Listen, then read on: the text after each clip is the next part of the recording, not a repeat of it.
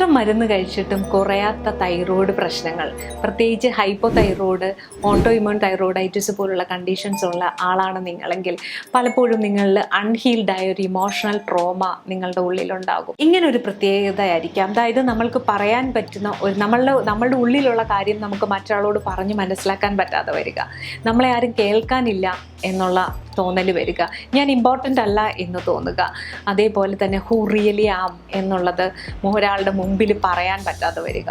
അപ്പോൾ നമ്മൾ അതിനുവേണ്ടി പീപ്പിൾ പ്ലീസറായി മാറുന്ന ഒരവസ്ഥ നിങ്ങൾക്കുണ്ടെങ്കിൽ ഹഷിമോട്ടോ തൈറോയിഡൈറ്റിസ് അല്ലെങ്കിൽ ഹൈപ്പോ തൈറോയിഡിൻ്റെ റിസ്ക് നിങ്ങളിൽ വർദ്ധിപ്പിക്കുകയും ചെയ്യും. നമ്മളുടെ ഇമോഷൻസും ശരീരത്തിലെ ഓരോ അവയവവുമായിട്ട് വളരെയധികം കണക്റ്റഡ് ആണ്. അൺഹീൽഡ് ആയിട്ടുള്ള ഇമോഷൻസ്, കേൾക്കപ്പെടാൻ കഴിയാതെ പോയ വേദനകൾ, ഇമോഷൻസും ഡിസീസ് കണ്ടീഷൻസുമായുള്ള കണക്ഷൻസ്, അതിൻ്റെ ഹീലിംഗ് മെത്തേഡുകളെ കുറിച്ച് നിങ്ങൾക്ക് അറിയുവാനായിട്ട് follow me on Instagram and YouTube.